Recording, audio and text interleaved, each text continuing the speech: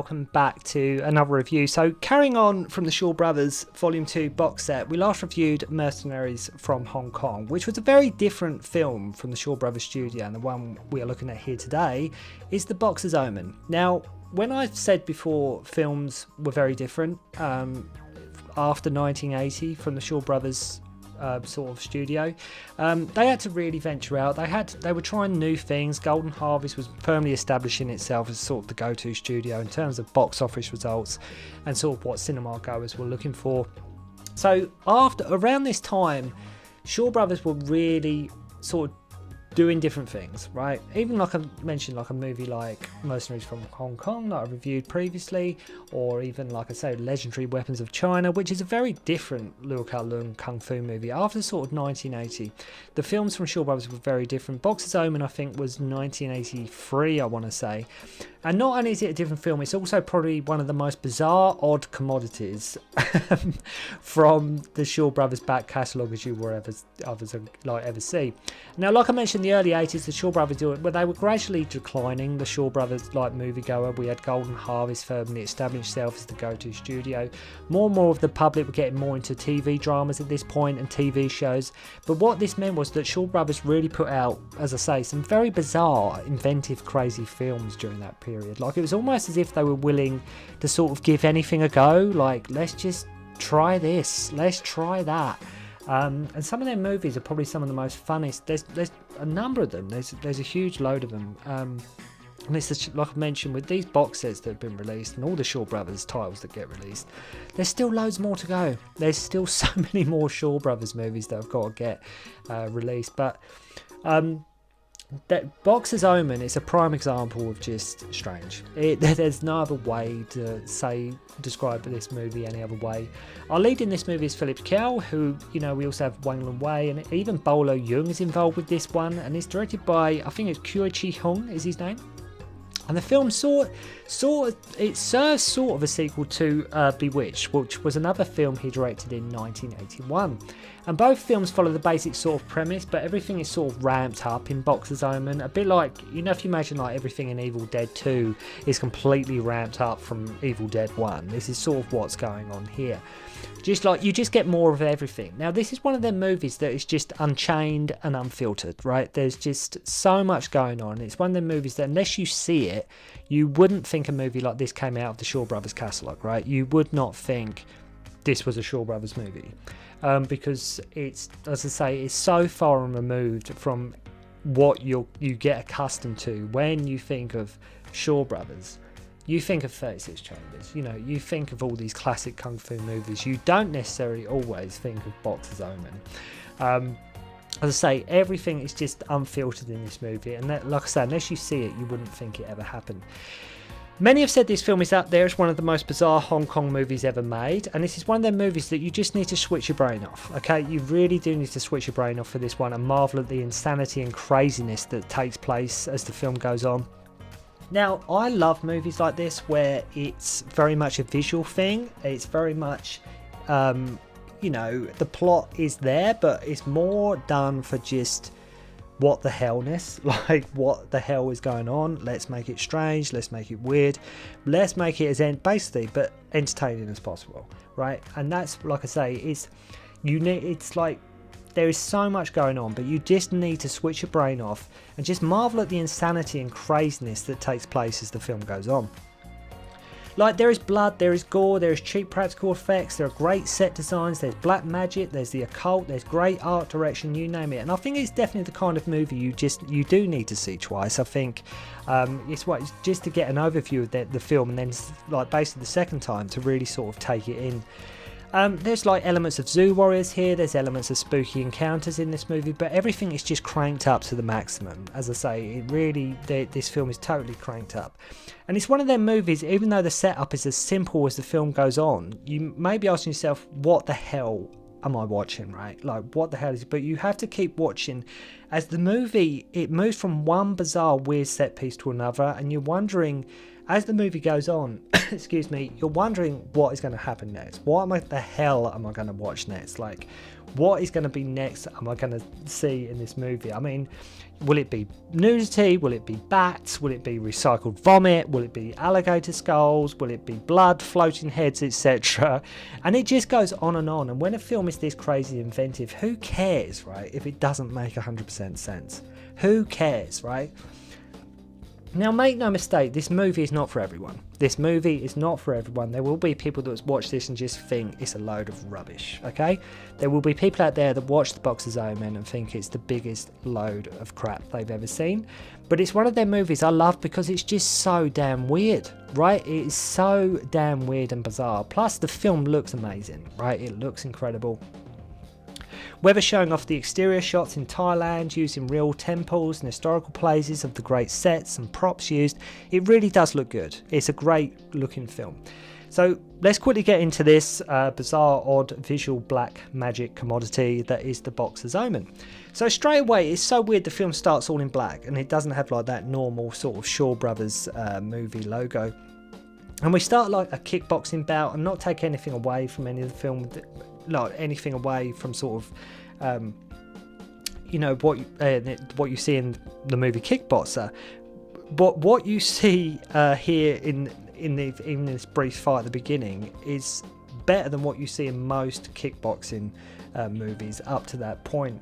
It's fast, it's frantic, and it doesn't say really, just good action right to kick it off. So Chan Wing, Wang Lung-wei's character, wins, and he is a Hong Kong fighter, but a massive sort of brawl breaks out. Phillip as Chih-hung is his brother and trainer. Then he goes to meet this man Land who wants like his territory and kills Uncle Seven, one of his affiliates, all of which is an ambush. And after about to like be water tortured, suddenly all the goons are dead and this mysterious man appears, to which Chih-hung sort of runs off. Now the film moves at lightning pace. Now I described that literally so quickly because the film goes along so quick. So if I'm going through this review and you're thinking, what the hell are you talking about? Like, what the hell are you talking about? Then you just have to bear with me. So one could argue the film may be a bit longer than it needs to be. There's still a lot to be enjoyed here. It may be, like sometimes when a film's really good, it sometimes is over too quick. This film is good, but I think it goes on maybe 10 minutes longer than it should do. But again, taking nothing away from the movie. So this mysterious monk guy saw appears at his home and things go all poltergeisty at this point, right? The TV comes on, etc. Turns out his brother Wang Lung-wei after the fight is paralysed for life and he wants him to take revenge on the Thai fighter Bo, played by Bolo. And he finds him and challenges him and sees the symbol of this mysterious monk at the temple, okay? The monks say they've been waiting for him for a long time, okay? They've been waiting for him for a long time. Their abbot went to Hong Kong to defeat a black magic practitioner. I think his name's Makuso, which we actually see play out, right? We see this, like, we get told of this, like, black magic practitioner who was like, this guy went to like sort of take him out, get this sort of this flashback, which we actually do see. And then first he makes sort of like a green cake on his face, then balloons pop on his arms, then he turns into a lady, and then a bat that comes out of her mouth as well. So he impales the bat, and then the other guy, this like witch doctor, splits like rat's blood on the corpse of it after eating it, I might add, to bring it back. And this guy's like a serious like ritual chamber going on, right? He has the whole setup. This guy, this sort of like voodoo witch doctor, he's got like the whole sort of mass setup going on.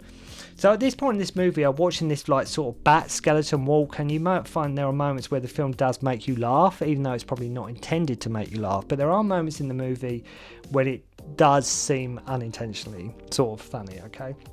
So fear not like about the bat skeleton walking as the monk smashes it with a hammer, okay? The monk just completely and utterly annihilates it with a hammer. So he summons all these snakes to get their venom. Then he sort of has like a skull that looks exactly like something out of like sort of Return of the Living Dead. And starts like stirring its brain at this point, and you're just, what the hell is going on? And you forget, when this is going on, you forget as well that this is a flashback. You totally, completely forget that this is a flashback. They take their time with all these scenes as well, sometimes with little to no dialogue or music in that parts of the movie. And that's what another thing is very odd. As the film goes on, And it does play much like just a load of set pieces, okay? But there are moments where there is hardly any dialogue. Like, there's literally no dialogue. They take their time, and let's say it's not even dialogue. Sometimes there's not even music. It's very much it's basically just a visual movie. Then some like sort of spider puppets drink some poison he has made. Not only that, they drink it with straws as well. And like, we have no idea even who this guy even is yet. So our evil witch doctor guy then goes to the monk's temple, just starts climbing on the ceiling to unleash the spiders, who jab the monk with some needles. Turns out the monk said before he died that Chih-hung would come to help, and if you recall, that's Phillip Kau's character. So then they smash this giant jar which has the monk's remains in it and comes alive, who reveals him and Chih-hung were like twins in a previous life. Okay. Hung bows and then wakes up in the middle of the night and coughs up like this like snake eel thing, which is actually so freaky, right? If you watch this scene, it just comes out and you think something's coming, like what? Because he wakes up, not everything seems right, and you think okay, and then but he, like I say, just coughs up this thing and it is gross. It is so gross. Anyway, basically he goes back and he agrees to help, and they say he must become a monk, and he's like, oh, okay, God, I can't have sex then. That's his first reaction. He gets his hair shaved in this great big celebration with music, dancing, elephants, and who half these people are, I have no idea. At this, like, his sort of initiation and his, this sort of ceremony, I have no idea who half these people are. And I do love as well how everything for the most part is sort of location based as well. Even in his hotel room, it's not a set they've used. You can tell they are actually on location. They get Chih-hung to sort of meditate in water, and he gets covered in leeches. Speaking out of his hair, this could explain why. If you recall to what I said in my Mercenaries from Hong Kong, Mercenaries from Hong Kong review, where I said at the end, there's parts in Mercenaries from Hong Kong in the last third of the movie, where it looks like Phillip Kau sort of has a wig on, and that could be largely, totally guessing here, but that could be to do with this movie, because like I say, in here he's got his hair shaved, so I think it could maybe explain that, and as I say, because that was only shortly before, and his hair in this one is, like I say, fully shaved.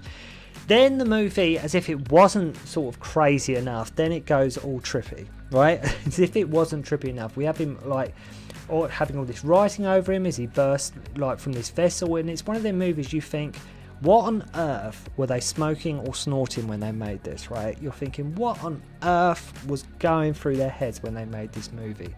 And it's weird too that his brother Wang Lung-wei in the revenge story, it's basically for the most part, it's gone out the window. It's completely gone out the window at this point. You don't even recall that that's a thing, because you're so sort of caught up in what you're seeing. You're so sort of wrapped up in what the hell is going on. That, for the most part, has gone out the window. So no black magic movie would be complete without chicken decapitation from our evil witch doctor, who then goes on to summon some bats. So Kau goes to do battle with him, and it's like they're in the same room sort of when they aren't, if that makes sense, because they're sort of... It's a spiritual sort of battle, but it's like they're in the same room, but they sort of not. We get snapping crocodile skulls. Then we have like a floating Martian head. Again, no dialogue. This is all simply just a visual, what the hell kind of movie. So then the guy sort of makes a head float to use the entrails to take over and strangle Chih-hung, and then his skull melts, and after this he randomly can go back to Hong Kong, but the evil witch doctor now wants his followers to sort of avenge his death. So we probably see the most sort of crocodiles / alligators I've ever seen in one place in this movie. It's one of there's so many. There's a shot, and I've never seen so many crocodiles or alligators, crocodiles, but I've never seen so many in one place. There's loads of them, absolutely loads of them. So one of the guys gets gutted by these followers, and then proceeds to chuck the insides all over the floor. One of the crocodiles, they chuck the inside all over the floor. And it just, as I say, even talking about it, there's just so much crazy stuff in this movie.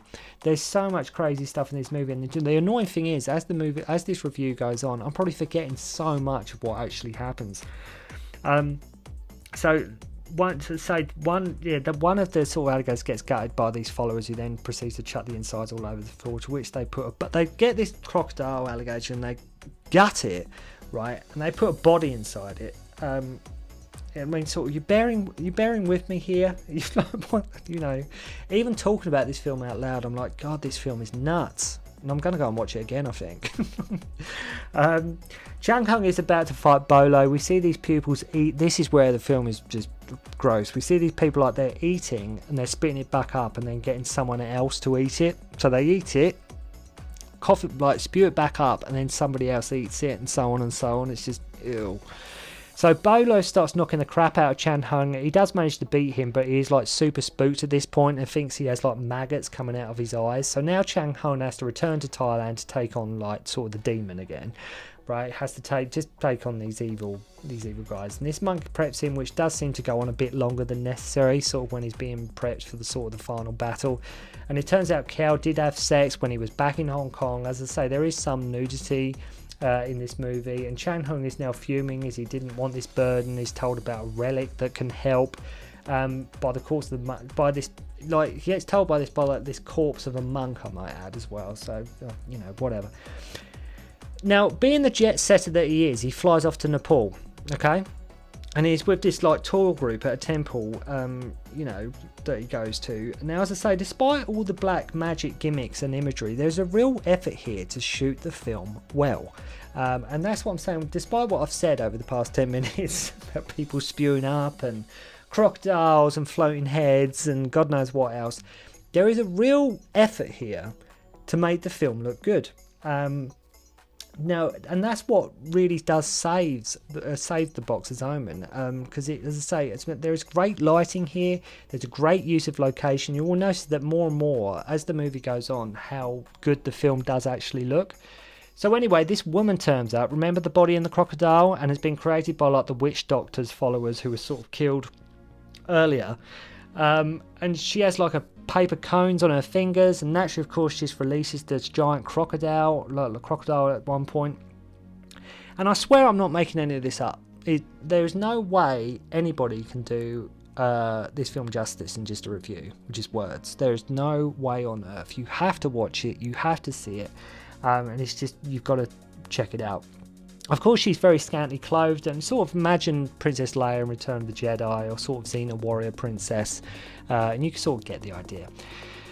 We then have like these furry creatures going in his nostrils and ears, which reminds me a bit of that scene, I don't know if you remember, from Star Trek 2, Wrath of Khan. As I say, this is probably one of the most trippiest movies I've ever reviewed. It's definitely up there in terms of one of the weirdest, ones I've ever seen. Bonkers, it's disgusting, it's weird imagery, there's great locations, there's black magic, there's bats, there's snakes, there's chickens, crocodiles, alien heads. It just goes on and on and on. Then we get like the followers appearing as mummies wrapped in cling film. He brings these ashes back and removes these spider needles that happened at the start of the movie, and sort of it's all over. It just randomly is all over. But as I mentioned, I can't do this film justice with a review. You really do need to see this multiple times, and it's definitely not for everyone. It's definitely not the kind of movie to watch while you're having your dinner or something to eat or anything like that. It's kind of like a Friday night, late Friday night kind of movie. Have a few beers and check it out. But it's weird, right? It's definitely, it's out there. This film is, in terms of, when you think of Hong Kong movies, you don't necessarily think of movies like this, especially not for sort of from back in the day, Shaw Brothers. But this, as I say, this is a crazy, crazy movie. But on a serious note, the movie is definitely not for everyone. It is definitely not for everyone. It's definitely this sort of a required taste, this movie. The plot is nonsensical. The imagery is insane. The locations are gorgeous. And the film overall is just pure Shaw Brothers insanity, right? It's just pure Shaw Brothers insanity. But go check it out. Just don't go expecting something light and fun like Mr. Vampire, because this film is anything but that. So thank you very much for watching. I hope you enjoyed the review, and I'll see you again soon. Don't concentrate on the finger, or you will miss all that heavenly glory.